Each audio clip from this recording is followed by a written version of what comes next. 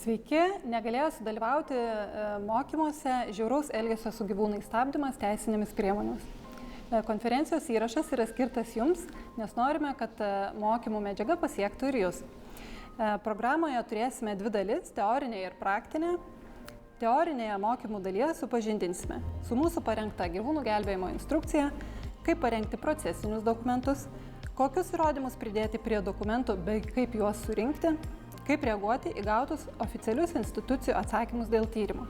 Mokymus ves teisininkės Ieva Sebeckytė ir Aistė Vareitytė bei gyvūnų gerovės iniciatyvų projektų koordinatorė Lina Vaitekūnaitė. Labą dieną visiems, dar kartą. Esu Aistė Vareitytė, gyvūnų gerovės iniciatyvos teisininkė. Tai šiandien truputėlį pristatysiu apie teisinę sistemą ir apskritai apie teisinį reglamentavimą gyvūnų gerovės ir apsaugos srityje. Tai pristatysiu, kokie yra pagrindiniai teisės aktai, na ir žinoma, kaip ir kur juos teisingai surasti ir kaip jais naudotis. Tai tikriausiai visi žinote, kad pagrindinis teisės aktas šioje srityje yra gyvūnų gerovės ir apsaugos įstatymas. Tačiau šalia jo greta eina ir laukinės gyvūnijos įstatymas.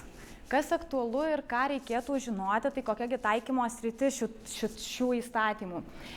Tai laukinės gyvūnijos įstatymas, kaip ir iš pavadinimo aišku, kad šio įstatymo taikymo sritis yra laukiniai gyvūnai, o gyvūnų gerovės ir apsaugos įstatymas taikomas gyvūnams augintiniams bei ūkiniams gyvūnams. Tačiau atkreiptinas dėmesys, kad šis įstatymas taikomas ir laukiniams gyvūnams, bet taikomas tik ta dalimi, kiek netaiko laukinės gyvūnijos įstatymas. Tai reiškia, jeigu paimtumėm tokį pavyzdį kaip žiaurus elgesys su gyvūnu, tai nėra jokių išimčių, ar tai būtų laukinis gyvūnas, ar tai būtų gyvūnas augintinis, ar ūkinis gyvūnas, tai visiems šiems gyvūnams būtų taikomos gyvūnų gerovės ir apsaugos įstatymo teisės normos. Tai gal iš pradžių ir galėtumėm trumpai pažiūrėti, kaipgi šį įstatymą, kaip apskritai reikėtų,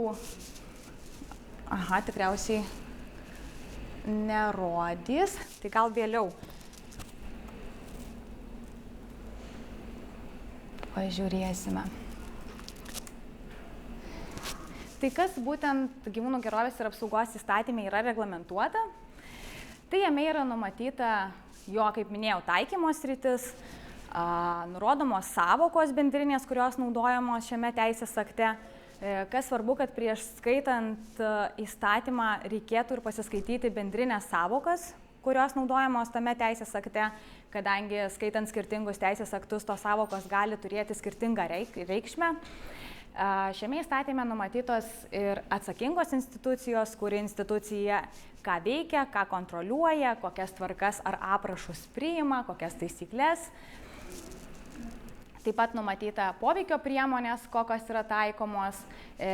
Taip pat itin aktualu, kad šiame įstatyme yra numatyti žiauraus elgesio su gyvūnais veiksmų sąrašai bei žiauraus elgesio ir nežiauraus elgesio su gyvūnais veiksmų sąrašai, kas yra laikoma žiauriu elgesiu, kas nelaikoma.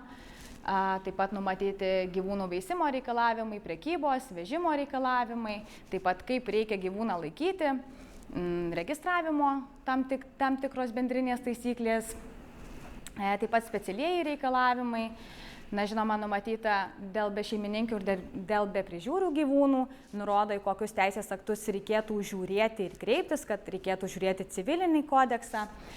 Ir žinoma, numato asmens teisės ir pareigas, atsakomybės ir kas vykdo būtent kontrolę, kas yra atsakingas už šio įstatymo laikymasi.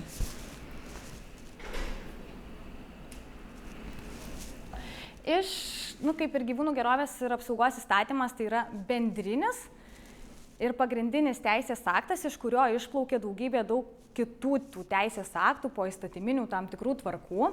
Ir vienas iš pagrindinių, apie kuriuos norėčiau pašnekėti, tai yra tai, kad Valstybinė maisto ir veterinarijos tarnyba pagal gyvūnų gerovės ir apsaugos įstatymą turi patvirtinti gyvūnų laikymo savivaldybių teritorijų gyvenamosiose vietovėse tvarkos aprašą, pagal kurį kiekviena iš savivaldybių turi pasitvirtinti savo taisyklės.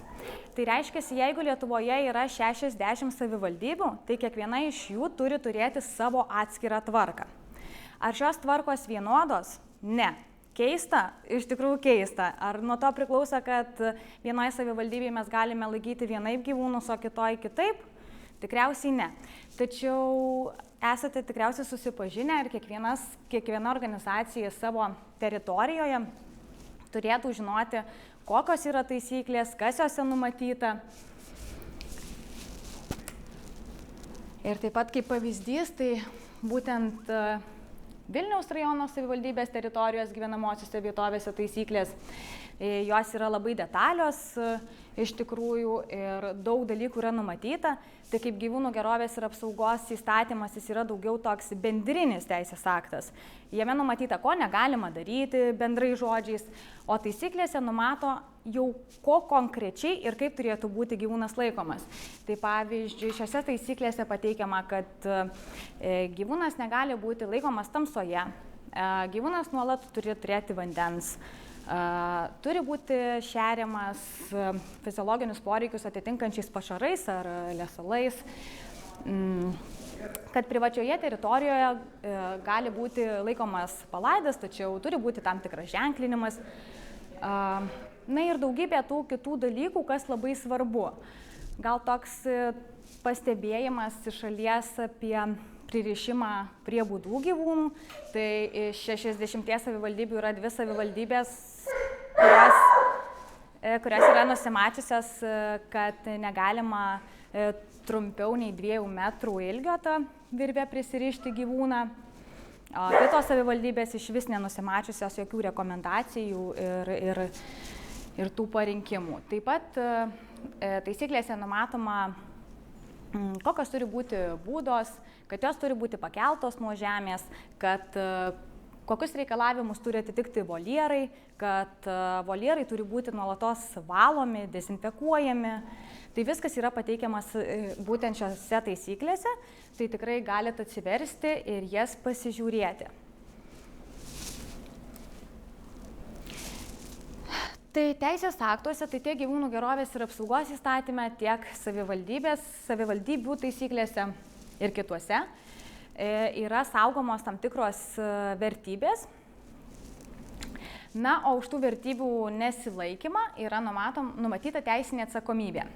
Tai gali būti tiek administracinė ir tiek baudžiamoji. Tai svarbus teisės aktai yra Lietuvos Respublikos administracinių nusižengimų kodeksas bei baudžiamasis kodeksas.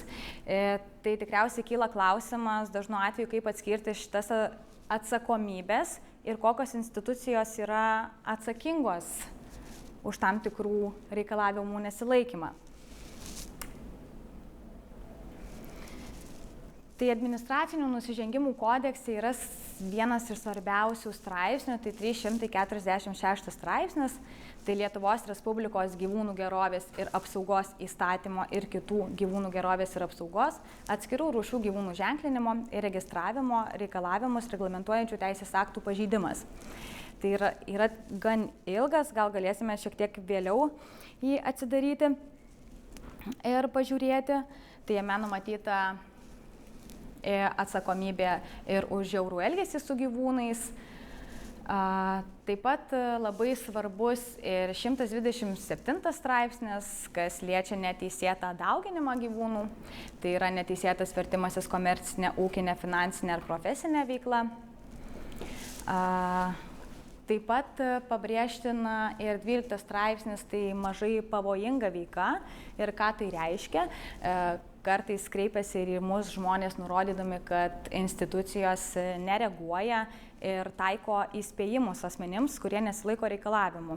Bet iš tikrųjų taip negali būti, nes įspėjimų neliko, jie yra panaikinti. Tačiau yra toks straipsnis mažai pavojinga veika ir būtent už tuos minimalius pažeidimus, kaip pavyzdžiui 346 straipsnio 1 dalis, už juos pareigūnas savo valia gali pasakyti tą žodinę pastabą 1 kartą.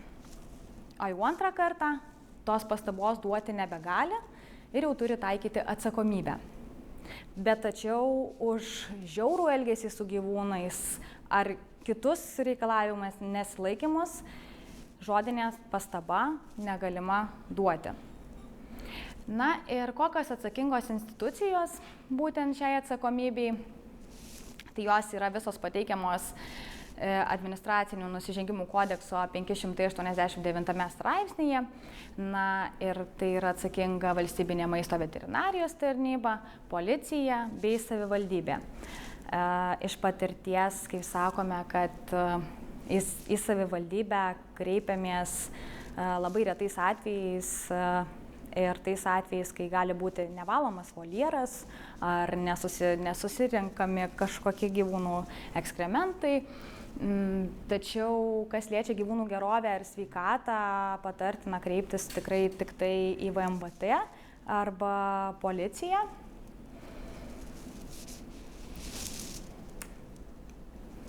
Na ir baudžiamoji atsakomybė.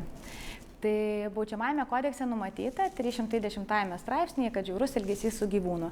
Ir tas, kas žiauriai elgėsi su gyvūnu, jį kankino, jeigu dėl to gyvūnas žuvo arba buvo suluošintas, baudžiamas atitinkamai arba darbais, arba bauda, arba arešto, arba laisvės atėmimu iki 1 metų. Tai baudžiamoji atsakomybė, tai atsakinga institucija tik policija, VMVT negali to daryti. Tik tai policija vienintelė ikiteisminį tyrimą vykdinti institucija Lietuvoje. Ir kaip atskirti tą administracinę ir baudžiamąją atsakomybę, tai baudžiamoji atsakomybė visą laiką kyla tuo met, jeigu dėl tam tikro pažeidimo gyvūnas žuvo arba buvo suluošintas. O visais kitais atvejais turės būti taikoma administracinė atsakomybė. Tai čia toks kertinis momentas, kaip atskirti šias atsakomybės. Apie administracinę atsakomybę truputį plačiau papasakos kolegija toliau, bet tačiau čia reikėtų žinoti. Na ir taip pat šalia atsakomybės yra ir poveikio priemonės, tai yra ir gyvūnų konfiskavimas. Tai yra atskiras tvarkos aprašas apie visą gyvūnų konfiskavimo tvarką ir taip pat gyvūnų gerovės ir apsaugos įstatymai yra numatyta.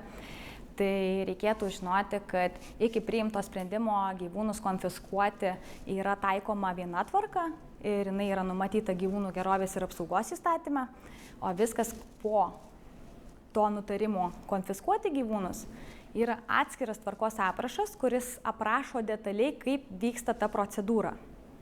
Visiškai kaip turėtų vykti, kokios institucijos įsitraukia, ar tas bus gyvūnas realizuojamas, ar bus vykdomas aukcionas, yra šablonai, yra pavyzdžiai, kokie dokumentai turi būti pildomi. Taip, na ir nauja ta poveikio priemonė įsigaliojus yra draudimas laikyti gyvūnus, tai jis taip pat yra numatytas gyvūnų gerovės ir apsaugos įstatyme. Na ir taip pat už šios poveikio priemonės kaip ir nesilaikymą yra numatyta atsakomybė.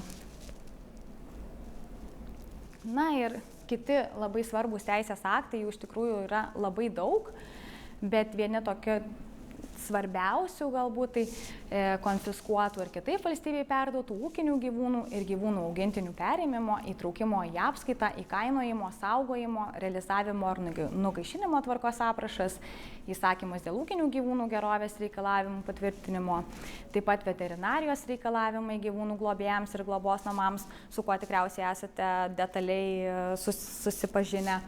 Taip pat gyvūnų augintinių ženklinimo registravimo taisyklės, tai juose numato detaliai, kokio amžiaus gyvūnai turi būti suženklinti, kaip gali būti dovanojami, kiti reikalavimai, kaip ir įtraukiami, kaip registruojami. Be to ir veterinarijos reikalavimai gyvūnų augintinių veisėjams, veterinarijos reikalavimai prekybai gyvūnais augintiniais, na ir daugybė kitų taikomų tiek veterinarijos gydytojams, tiek kitiems asmenims. Na ir kur ieškoti tų teisės aktų ir kaip žinoti, kad jūs skaitote teisingą dokumentą. Tikriausiai dažnu atveju ta teisės akto paieška būna įsivedus į Google paiešką, kad gyvūnų gerovės ir apsaugos įstatymas. Tai to nepatarčiau daryti, bet tiesiog pasinaudoti teisės aktų registru, kur jūs visada skaitysite teisingus teisės aktus arba teisės aktų informacinę sistemą. Jūs matysite ir visus teisės akto pakeitimus, naujausias redakcijas, pokyčius. Tai jeigu sunku atsiminti, tai visą laiką galima įeiti į Lietuvos Respublikos Seimo puslapį ir viršuje yra dvi tokios nuorodos, ir nuorodos į teisės aktų registrą ir į informacinę sistemą. Ir būtent jūs nukreips į tinkamą tinklapį ir juose įvedus raktinius žodžius jums parodys, kokie yra tie teisės aktai ir juos atsidarysite. Taip, ir dabar dar norėčiau parodyti. Matot. Tai va, atsidarius iš informacinės sistemos būtent gyvūnų gerovės ir apsaugos įstatymą, matyti dešinėje irgi aktyvios datos nuoroda. Ir yra galiojanti suvestinė redakcija. Tai visą laiką, kad skaitytumėt galiojantį teisės aktą, o ne kažkokį pasenusį, jums reikėtų visą laiką paspausti tą mygtuką ir jūs tikrai žinosite, kad skaito šios dienos galiojančią teisės akto redakciją. Ir matot, tas toks žalias burbuliukas irgi dega žaliai, reiškia, galioja ir yra viskas tvarkoj. Nes dažnu atveju būna atsidaromas PDF, Word formato teisės aktas, kuris 2014 metų ir ten teisės normos yra visiškai pasikeitusios, o žinant tai, kad teisinė bazė dažnai keičiasi, tai reikėtų žinoti tiek. Tai kol kas ačiū už jūsų dėmesį ir kviečiu kitą kolegę.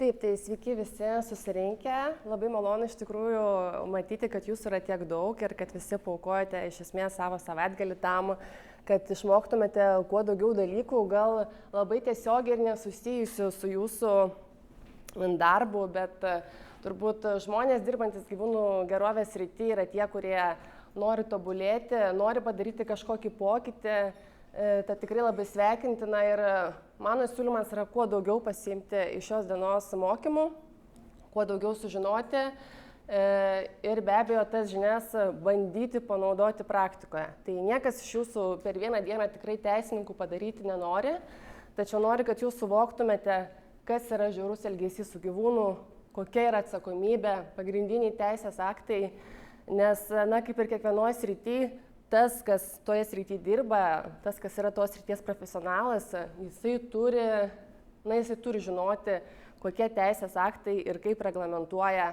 tam tikrą veiklą. Ir negalima reikalauti institucijų, kad jos žinotų, jeigu jūs patys to nežinosit. Tai pradžiai tam, kad kalbėtumėm apie atsakomybę už žiaurų elgesį su gyvūnais, tai reikėtų turbūt atsakyti klausimą, kas yra apskritai tas žiaurus elgesys su gyvūnais. Tai ar galit man pateikti kažkas pavyzdžių, kas jūsų manimų yra, kokie veiksmai? Nedavimas fizinio krūvio. Taip, dar. Dar kas galėtų būti? Dar daugiau. Jūs pagalvojat. Aš manau, kad tai yra žiaurus elgesys su gyvūnu. Tai kas tai turėtų būti? Mušimas, kenkimas, tampymas. Socialiam gyvūnui, tarkim, tokiam šuo katinas, ne tik. Socialiam gyvūnui nesuteikimas socialaus bendravimo su žmogumi, su kuo jam reikia. Gerai, ir kaip manot, ar yra kažkoks teisės aktas, kuriame yra įtvirtinta tie visi veiksmai? Dėja, tai, ką aš sakau, ko gero nemanau. O kiti? Kur?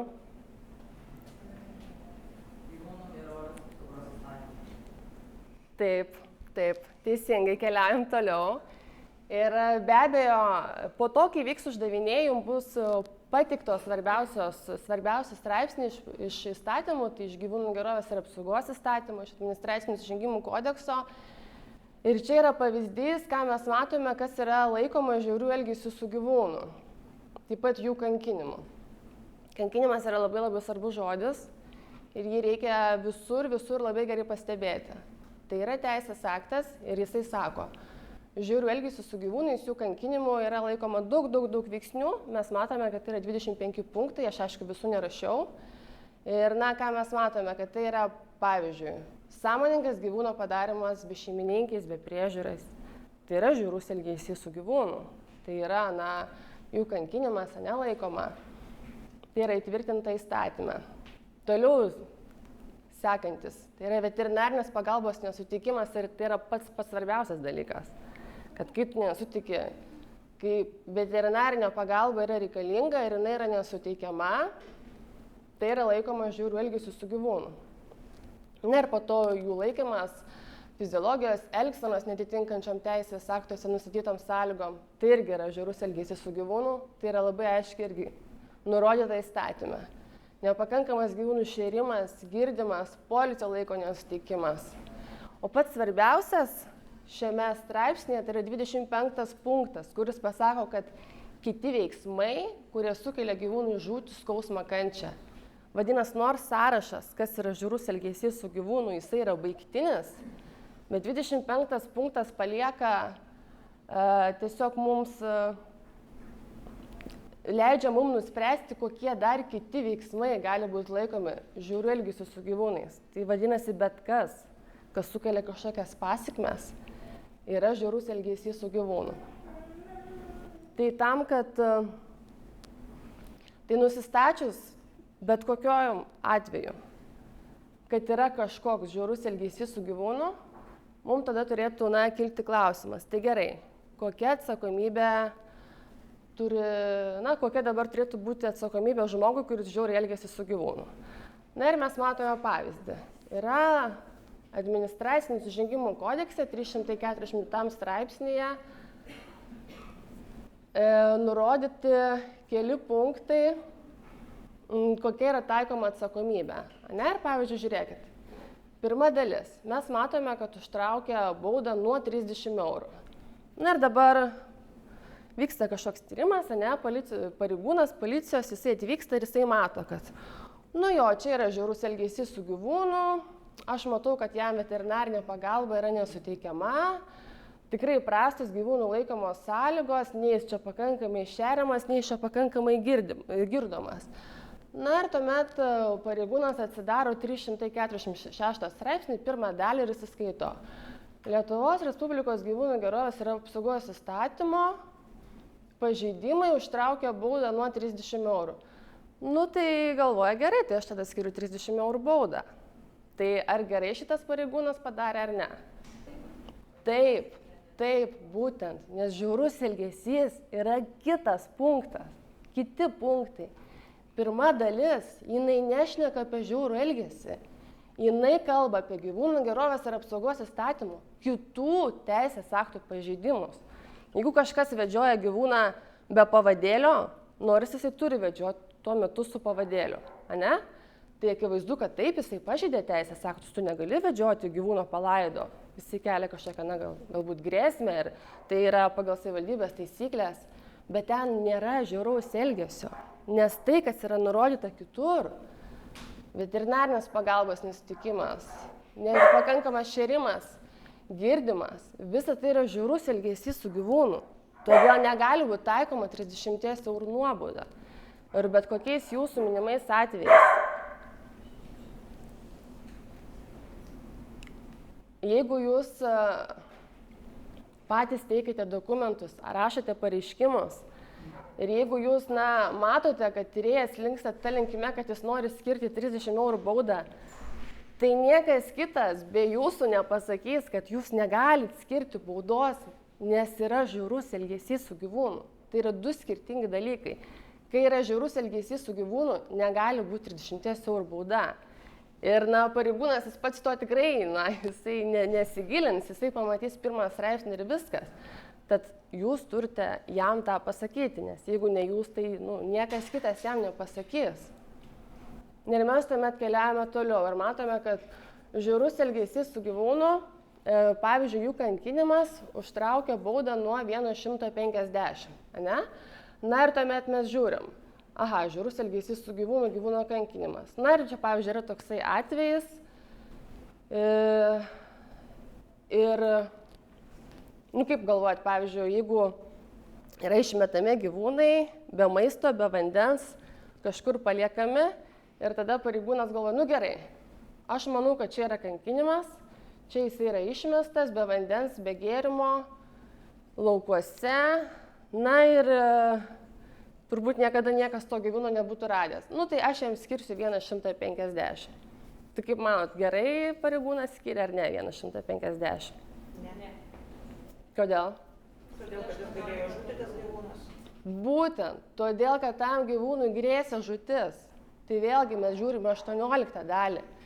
Žiaurus elgesys su gyvūnu, jo kankinimas. Gerai, jį paliko kažkur be vandens ir be maisto, ne?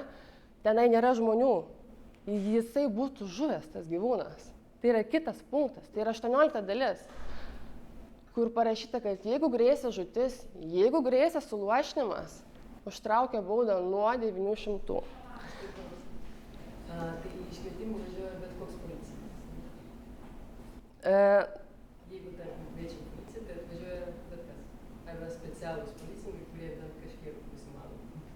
Nu, bet supras, kad vieną dalyką, tas pareigūnas jis neprivalo nusimanyti. Todėl, kad tai yra 346 straipsnis ir yra dar daugiau. Nu jau, tai važiuoja. Tai kas atvažiuoja, jisai nežino tokių dalykų ir visų pirma, jis neturi žinoti tokių dalykų. Todėl, kad pareigūnų darbas yra pakankamai sudėtingas ir tokius dalykus, tokias specifinės žinias turi pasakyti profesionalai, kurie dirba toj srityje. Tai va šituos dalykus, na, jas reikia išmokti mintinai. Tai yra realiai, na, 3 straipsniai, kuriuos reikia mokėti. Ir kiekvienu atveju reikia nusistatyti 3 dalykus. Kai yra kažkoks atvejis, tai ar tai yra žiaurus elgesys su gyvūnu? Ar aš atsidarius Gyvūnų gerovės ir apsaugos įstatymo 4 straipsnio 2 dalį, ar aš matau kažkokius veiksmus iš 25 punktų? Jeigu ne, tai be abejo aš žiūriu, gal kažkokie kiti veiksmai sukėlė gyvūnui, na, galima sakyti, kad tai yra žiaurus elgesys su gyvūnu. Tuomet aš nusistatau, ar buvo kančia, nes labai svarbu, ar tas gyvūnas, na, ar jisai buvo kankinamas, tai ar jisai jautė pačią kančią. Ir tada, vertinant situaciją, aš turiu nusistatyti, tai ar grėsia tam gyvūnų žūtis arba suluošinimas, ar negrėsia. Ir labai dažniausiais atvejais yra paskiriama ta 30 eurų nuobauda. Ir tada sakoma, nu, reikia didinti baudas. Tai baudų didinti nereikia, įstatymas jisai yra tikrai pakankamai aiškus. Tiesiog, na, reikia, kad visi kiti jį suprastų. Ir kad nusistatytų, kad baudos eina pagal pasekmes.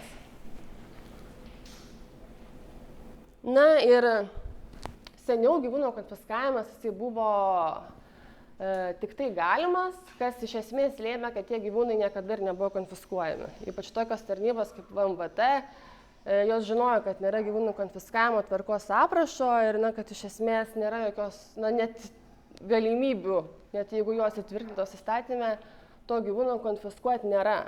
Tačiau mes su policijos pareigūnais esame turėję ne vieną atvejį, kai tie gyvūnai būdavo konfiskuojami, nes tiesiog, na, policijos pareigūnas jisai dirba su daugybė teisės aktų ir jisai per daug nesigilina, jisai mato, kad aha, čia gali konfiskuoti, nu tai aš ir konfiskuoju. Tai tokių situacijų yra buvę. Dabar situacija yra iš esmės pasikeitusi. Todėl, kaip ir minėjau, labai svarbu yra nusistatyti, ar tai yra gyvūno kankinimas, 16 dalis, ar jam grėsia žūtis suluošinimas. Nes tais atvejais gyvūno konfiskavimas yra privalomas. Tai vėlgi mes matome, kad, na, jeigu kažkoks institucijos pareigūnas, ne, jisai paskirs 30 eurų nuobaudą, tai niekada nei konfiskavimas, nei draudimas laikyti gyvūnus kartu su šitą nuobaudą neis. Eis tik tai tais atvejais, kai bus 16 arba 18 dalis. Tai yra pačios svarbiausios. 16 kankinimas be pasekmių. 18 yra kankinimas, kai yra pasiekmes, kad gyvūnui grėsia žūtis ir suluošinimas.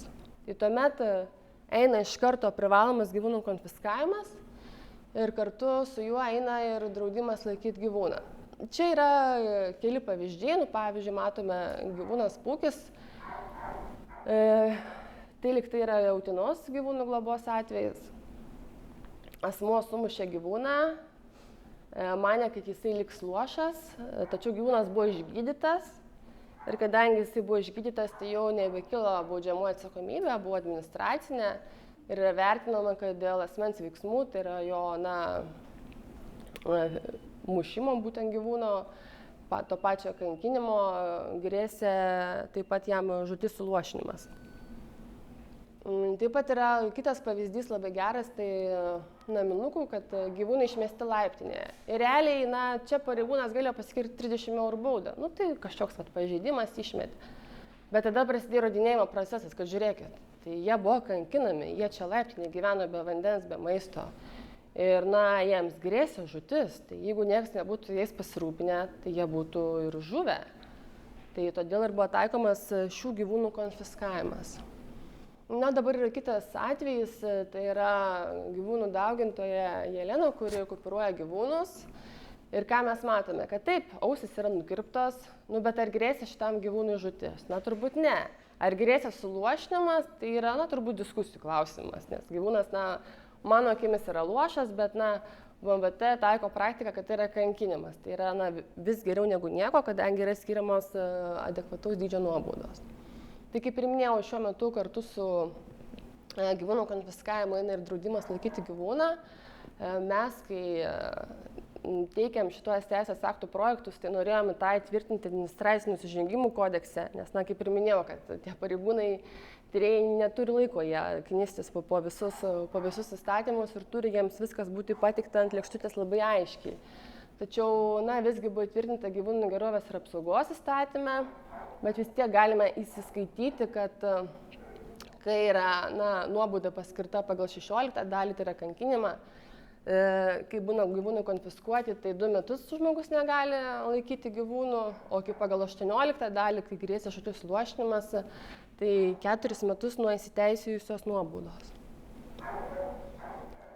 Kitas dalykas, kurį norėčiau paminėti, bet galbūt tai nėra taip aktualu, kaip turbūt pradžiai visgi reikėtų išmokti atskirti, kas yra žiaurus elgesys su gyvūnu, kuris įtvirtintas, kokia atsakomybė yra.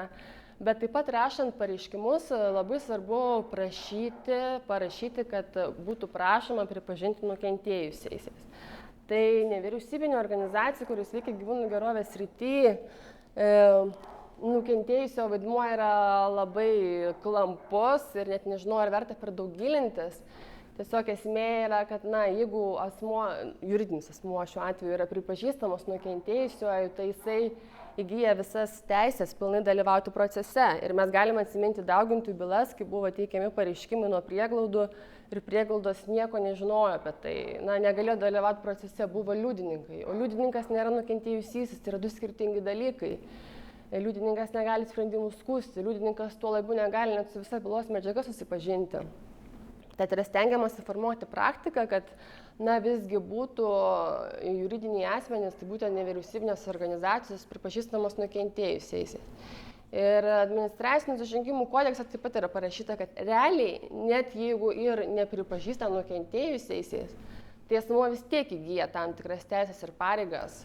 Bet čia tik tai labai atskirais atvejais. Bet mūsų vis tiek prašymas būtų, kad jūs vis tiek visada rašytumėte pareiškimuose, ir tai yra nurodyta šablonuose, kad prašote pripažinti nukentėjusiaisiais. Ir jeigu nepripažįsta, iš esmės jūs vis tiek galite reikalauti institucijos toliau, kad jums leistų susipažinti su bylos medžiaga ir atsiųstų sprendimus ir leistų juos skųsti. Tai kaip ir minėjau, yra tam tikra teisės norma ir ją galima tiesiog visada nusikopijuoti ir įdėti, parašyti, kad prašot pripažinti nukentėjusiaisiais. Taip pat informuojat, kad asmuo, kuris pranešė apie nusižengimą ir nurodė, kad jam yra padaryta turtinė, neturtinė žala. Ir net jeigu atsisakoma pripažinti nukentėjusius, vis tiek įgyja tam tikras administracinių nusižengimų kodekse nurodytas teisės ir pareigas. Ir be abejo turi būti pateikti įrodymai, kad asmuo patyrė turtinę, neturtinę žalą. Tai gyvūnų prieglaudom galbūt būtų lengviau įrodinėti, jeigu juos pateiktų įrodymus, kad patyrė žalą, tai yra įvairios sąskaitos už gyvūno gydymą, už gyvūno išlaikymą. Mes esame teikę ne kartą pareiškimus ir laikomas iš esmės pozicijos, kad būtent VŠ gyvūnų gerovės iniciatyvos jos patiria neturtinę žalą, kadangi tai yra ilgą laiką veikiantis asmuo, juridinis asmuo, kuris, jo tikslas yra tiesiog kelti gyvūnų gerovės lygį Lietuvoje teisinėmis priemonėmis Ir policijos pareigūnai pakankamai dažnai, nu net nepakankamai dažnai, bet yra atvejų, kada nutarė pripažinti nukentėjusiuoju. Ir būtent šis nutarimas, kai tave jau pripažįsta nukentėjusiuoju, tai yra tiesiog viską keičiantis dalykas, nes tu pilnai dalyvauji byloje, tu susipažįsti su visa bylos medžiaga, tu gali, jeigu pareigūnas paskiria 30 eurų baudą, tu iš karto gali ją skųsti. Nes jeigu tavęs nepripažintų nukentėjusiu, tai didelė tikimybė, kad tu niekada net ir nesužinosi, kaip tas tyrimas baigėsi ir tuo labiau net negalėsi apskūsti. Tai ir liks tokia nusistovėjusi praktika, kad už visus nusižengimus 30 eurų bauda ir viskas. Čia yra irgi trumpas pavyzdys iš VMVT, jiems siunčiant, jie apskritai nutarimų mums nesiunčia, net nespręsdavosi nuo klausimo dėl prašymo pripažinti nukentėjusiaisiais, nesiųsdavo nutarimų kažkokį raštą, kurį galima skųsti bendros kompetencijos teismo, administraciniam teismui, kas iš esmės yra visiškai nesusijęs su prašymo mūsų dalykais. Tai iš esmės po 10 metų darbo mes pirmą kartą gavom nutarimą iš VMVT, kur jie atsiuntė dėl nukentėjusiojo ir parašė, kad jie visgi nepripažįsta.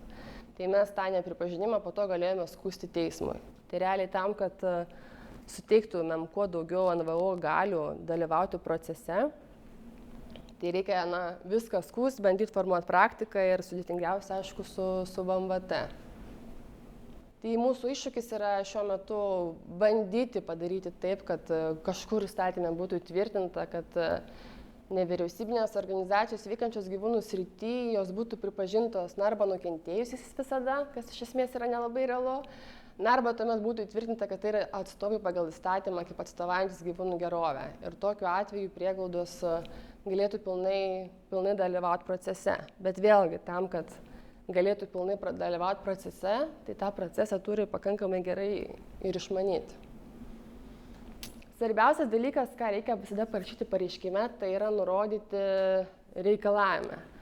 Nes institucijos veikia tik tai reikalavimų ribose. Iš esmės nesvarbu, ką jūs ten dėstot faktinių aplinkybių, nelabai gal ten kažkas ir skaito iš tikrųjų, peržiūri įrodymus, atsiverčia reikalavimą.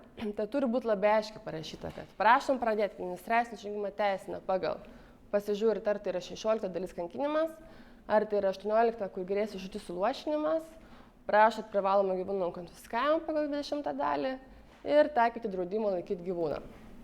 Po to prašote apie priimtą procesinį sprendimą nutarimo informuoti atstovus ir jie atsiųsti, nes vėlgi būna, sako, mes nieko negavom. Bet tai palaukit, o tai reikalavime nurodėt, kad norit gauti. Tai jeigu jūs nenurodėt, tai jūs nieko negausit.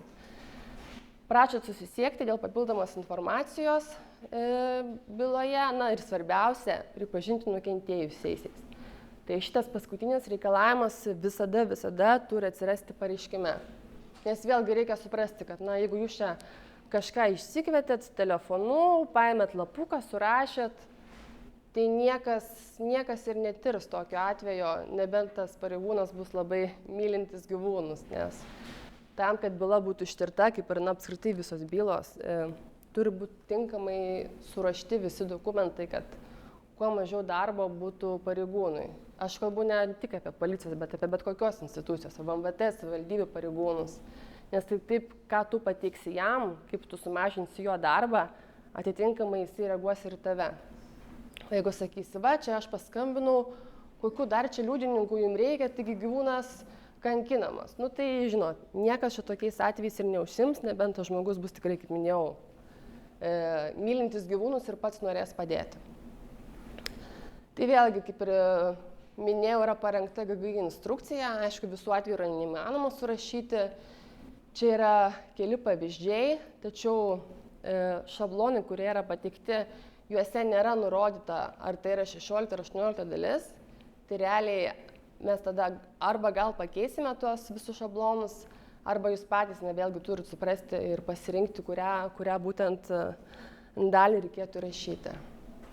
Tai pradžiai būtų tiek, tikiuosi kažką naujo sužinojote, jeigu ne, tai galbūt užtvirtinote žinias ir po to bandysime viską užtvirtinti praktikoje per uždavinį. Tai kol kas tiek, ačiū.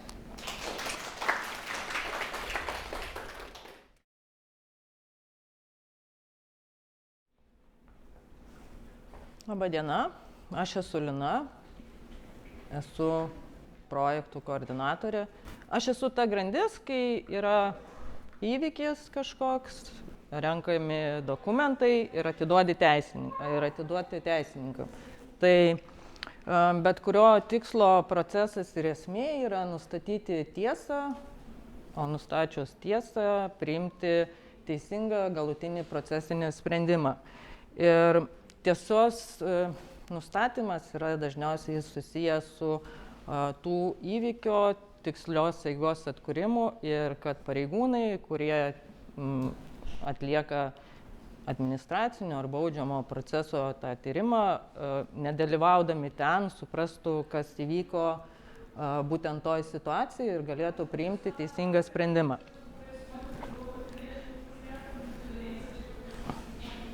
Taigi, tam, kad parašyt pareiškimą, be pareiškimo nėra įrodymų. Ir įrodymai ir jų vertinimas padeda institucijoms kuo tiksliau ir objektyviau atkurti tiriamo įvykio aplinkybės ir jas teisiškai įvertinti. Tai reiškia, kad pareigūnas sėdėdamas kabinete, iš tikrųjų yra labai gaila, kad šiuo metu mes gyvenam tokioj situacijoj, kad ta įrodinėjimo galia ir tas įrodinėjimo poreikis yra deja, bet iš mūsų nevyriausybinių organizacijų, kuriom rūpi gyvūnai. Tai kuo mes daugiau pateikiam įvykio aplinkybių, tuo galim labiau tikėtis, kad bus priimtas sprendimas atitinkantis gyvūno interesus. Įrodymais gali tapti įvairūs šaltiniai, tai yra liudytojai, dokumentai, ekspertizių aktai, veterinariniai išrašai, nuotrauktos, daiktai. Sėkmės istorijos, pasikartosiu, naminukai. Matėte turbūt postą, kai čia buvo pačioj metų pabaigoj, gruodžio 29 dieną, naminukai gavo tokį pranešimą, kad yra išmesti gyvūnai į gatvę.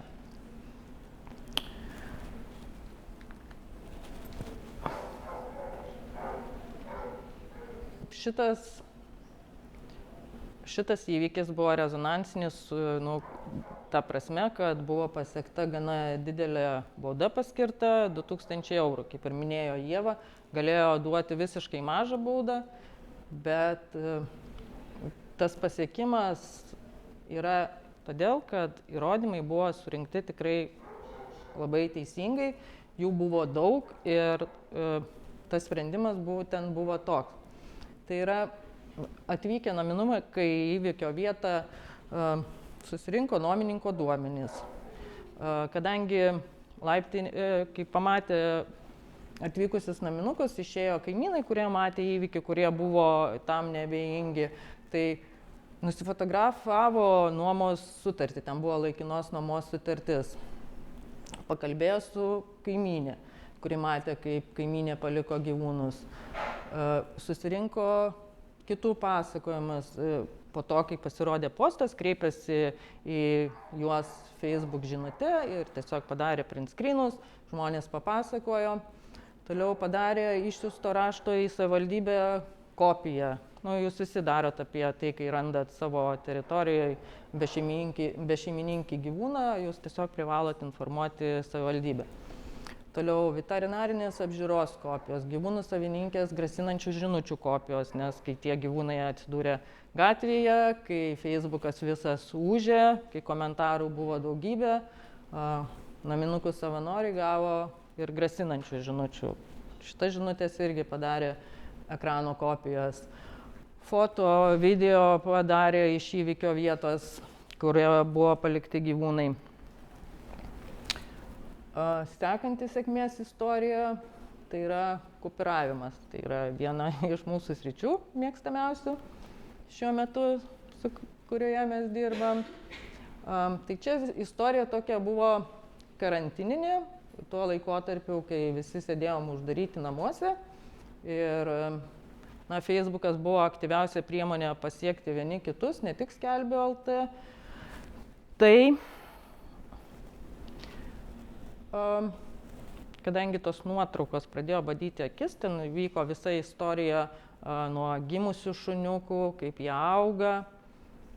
Ir tas ausis staiga nukrito ir jų buvo 6. Tai žmogus nepažįstamas ir tam, kad gauti informacijos, toks buvo pasitelktas gana netradicinis sprendimas, pasikėlėm droną. Kadangi aplinka daugmaž matėsi, buvo galima įsivaizduoti, kur žmogus gyvena, pasikėlėm droną ir tas dronas, nežinau, čia jums labai matosi, žodžiu, socialinių nuotraukų fonas atitiko gyvenamąją vietą, kur gyvena. Ten adresas buvo netikslus, bet BMVT to pakako ir buvo nemaža bauda paskirta. Ir mes dabar matom, kad tos veisėjos šuniukai, jie ir toliau daro vadas, nes tai yra veisėja, bet jie visi auga su ausimis, atsiprašau. Sekanti istorija, tai yra haskis, tiksliau šuo panašus į Sibiro haskį, Largo. Istorija tokia yra, irgi iš tų paėmiau būtent tos pavyzdžius, kurie, kai nėra lengvos tos aplinkybės, nes tai buvo šuo išmestas Pagirių miškuose, nebuvo mačiusių, kas tai padarė, tiesiog buvo rastas šuo Pagirių miškuose. Ir kai pasirodė postas Facebook'e, kaip visada atsirado žmonės, kurie pažįsta tą žmogų. Ir suveikė ta vadinamoji grandinė, tai yra toks geriausias veiksmas, kai kažkas pamato, nors ir galbūt nėra tikras, pradeda kalbėti, dalinti žiniomis, tada įsijungia visos grandinės ir tu gali atsekti, kaip bent jau maksimum įvykio aplinkybių, kad galėtum šitą įvykį atiduoti tirti reikalingom institucijom. Tai pasirodė skelbimas Pagirių miške, moteris atpažino šunį. Nuvyko tenai į vietą, perėmė tą šunį į globą, nuvežė į veterinarinę kliniką, aišku, paėmė veterinarinę pažymą apie blogą gyvūno būklę, papasakojo apie tą priešistoriją gyvūno, kur jinai matė, kiek jam maždaug yra metų, kas yra šeimininkė.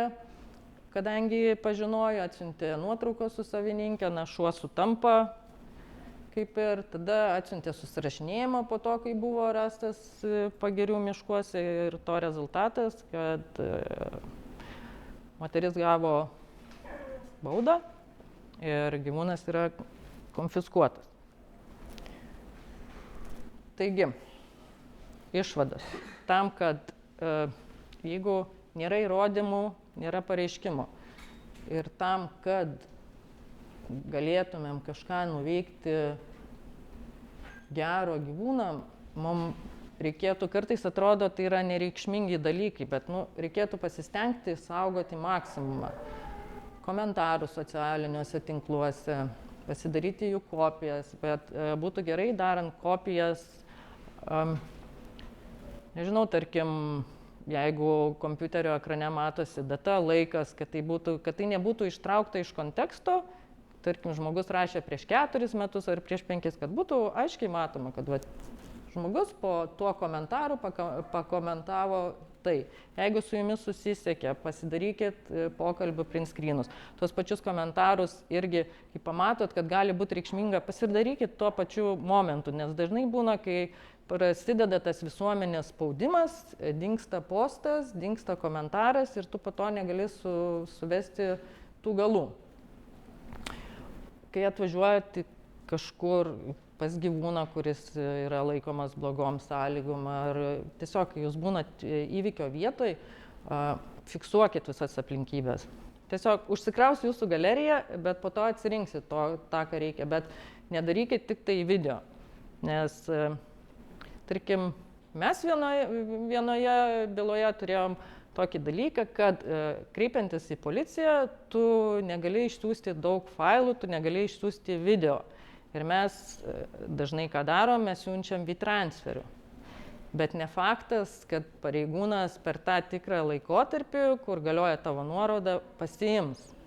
Ir visada padarykit ir foto, ir video, kad būtų, nes tenka kartoti po to tas nuorodas ir jeigu kažko neišsisaugojat, yra labai negerai.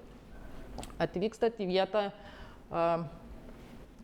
matau, irgi dažnai postuoja kažkur, pamačiau kažką, kai ateini pa žmogų klausti konkrečiai, va tu matei tą, ten kažkur, ir jisai sako, aš nežinau, ten vyksta kažkur miškuose, arba ten važiuokit po dešinę, po kairę, būnat vietoj, atsidarot mapsą, užsipininant lokaciją, pasidarot ekrano nuotrauką ten, kur jūs esat, ir visada tai galėsit pateikti, kad ir kai kreipėtės į mus, tarkim, kad tiesiog mes turėtumėm vietą, galėtumėm nuvažiuoti ir žinotumėm, kur yra, nes pasakymas miške už 3 kelmą, jisai toks nelabai.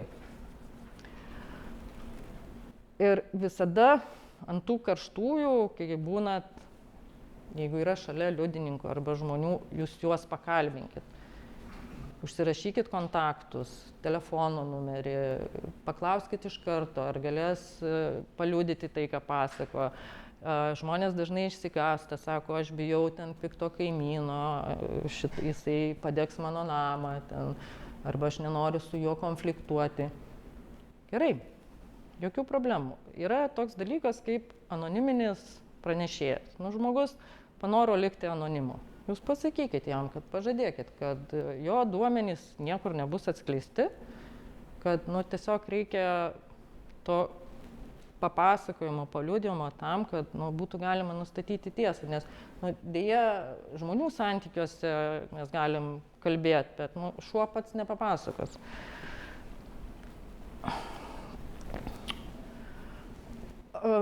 Randat gyvūną, atkeliauja pas jūs į prieglaudą gyvūnas. Aš suprantu, kad jūs esat visi užsiėmę, yra gyvūnų daug, turi daug reikalų, bet visada pasistengkite, jei ne tą pačią dieną, bent jau sekančią dieną nuvežkite gyvūną, nežinau, šunį, katę pas veterinarus.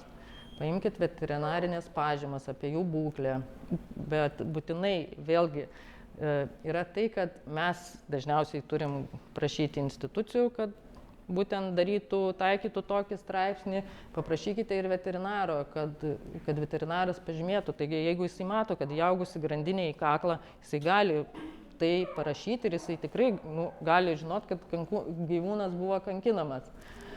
Ir kad jeigu ten yra situacijos, kad, tarkim, jam grėsia žūtis ar suluošinimas, bet jūs matot iš bendravimo, yra gyvūnas ir veterinaras pats pasako, jisai galėjo numirti, jeigu jūs nebūtumėt laiku jo paėmę, jisai galėjo numirti. Paprašykit, kad jisai toj savo pažymoj pažymėtų. Aš žinau, jie dažnai sako, kad aš po to nenoriu, man reikės iškviesti į teismą ar ten dar kažkur, man reikės liudyti, aš negalėsiu būti darbe ir taip toliau ir panašiai. Bet kažkaip reikia priminti jiem, kad jų pareiga yra tokia, kaip ir jie gydo gyvūnus.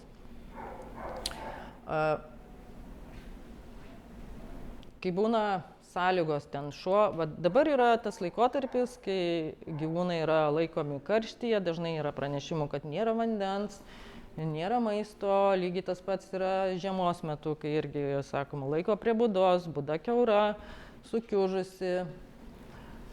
Būtinai padarykit, arba jeigu yra ten toks rezonansinis didesnis atvejis ir manot, kad bus sunkiau įrodyti, arba kad ten šiandien nėra šalto, o rytoj, žinot, ateina speigas ir jau atėjo tas momentas, kai jūs sakot, dar gyvūnas gali ten pabūti, aš dabar neturiu prieglaudai vietos, bet rytoj jau matau, kad yra speigai -20 ir jūs nusprendžiat jį traukti ten iš tų sąlygų.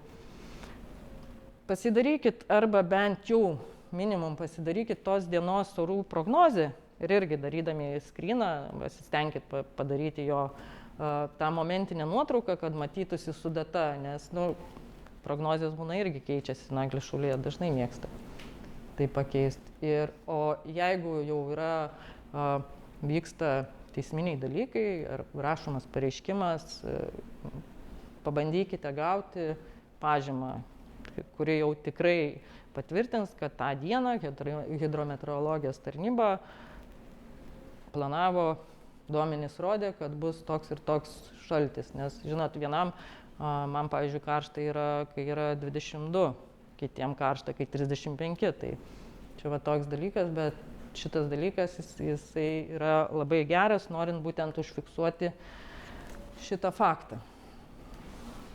Tai va, naudokitės išmonė. Simona, kas yra pats pirmiausias dalykas? Randi gyvūną kažkur gatvėje, tai jisai, kaip ir sako Ieva, jisai jau yra be priežiūrės visų pirma, o ar be šeimininkės jūs sužinosit tada, kai patikrinsit, ar jisai turi čipą, ar jisai yra čipuotas. Darot foto nuotraukas ir jūsų turbūt kaip prieglaudos pirminis veiksmas yra informuoti savivaldybę, kad jūs radot šitą gyvūną gatvėje. Taip? Tai čia yra toks įrodymas jau, kad jūs radot tą gyvūną kažkur, kad jisai... Bet jeigu šuo čipuotas, pavyzdžiui, tu nenori jo grąžinti, ką tada daryti? Jūs žinot, kad yra daug variantų, ką tada daryti.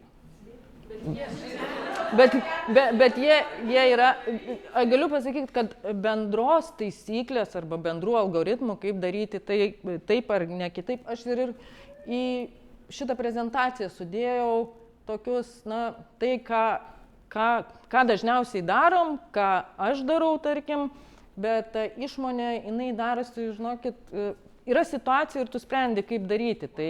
Jau kreipiasi į policiją ir gauni raštą iš policijos, kad jūs privalote grąžinti, nors šuo netgi nečipuotas buvo, kad jis parodė nuotrauką. Bet tai buvo visa eiga, dėl kurios mes šiaip čia ir esam tam, kad padėti jum susirinkti visų pirma teisingus įrodymus, tai yra fotografijas, pranešti savivaldybei, kad rastas gyvūnas yra gatvėje.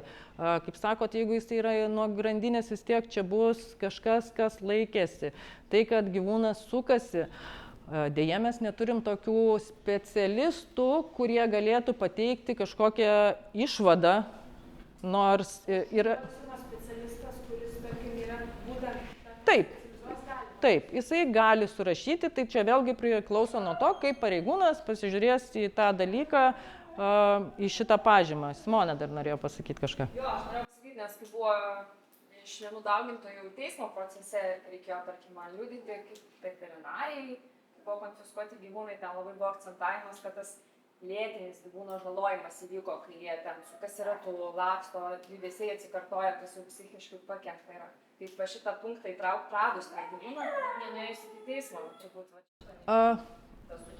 Mes turėjom tokią problemą, kai gyvūnas veislinis, kuris turėtų sverti ten 25-30 kg, jisai svėrė 19-20 kg. Ir mes galvojom, kad mums gali tekti įrodinėti, per kiek laiko gyvūnas atėjo su kūdo. Nes gali būti, sakyti, ten buvo situacija tokia, kad gyvūnai buvo ne su savininkė savaitę laiko, prižiūrėjo brolis ir mes norėjom apeiti, tiksliau užbėgti įvykiam į priekį, jeigu reikėtų įrodinėti, jeigu sakytų, kad, tarkim, va, jisai per 5 dienas, va, brolis mano nemaitino ir jie va čia taip sukūdo. Tai mes turėjom ir tam pasiruošę buvom šitai situacijai. Tai turėtų būti kažkokio, kaip situacija elgesio specialistas, mitybos specialistas, Lietuvos mokslo veterinarijos institutas turi tokių specialistų, tiesiog parašyti išvadą. Galų gale, jeigu nerandat, nesutinkat, vis tiek rasim, sutiksim, jeigu bendrom jėgom tai darysim, galima žiūrėti mokslinius straipsnius, taip toliau ir panašiai. Bet, sakau, viskas atsiremia į tai, kokioje esi konkrečioje situacijoje, ką nori padaryti, koks yra tavo tikslas. Ir tas šuo, kai yra gyvūnas čipuotas, jūs nenorit grąžinti. Tarp kitko, ir yra buvę ten, Dobermanas, nežinau, Dobermaną grąžinot ar ne? Nu tai va, matot, yra būdų, kaip tai nepadaryti. Ačiū, kad žiūrėjote mokymus, tikimės, kad medžiaga jums buvo naudinga, nebijokite kreiptis į mūsų organizaciją, ieškokite informacijos GGI.lt puslapyje, bei visą laiką galite kreiptis į mus bendruoju paštu info@ggi.lt ir mes mielai jums padėsime.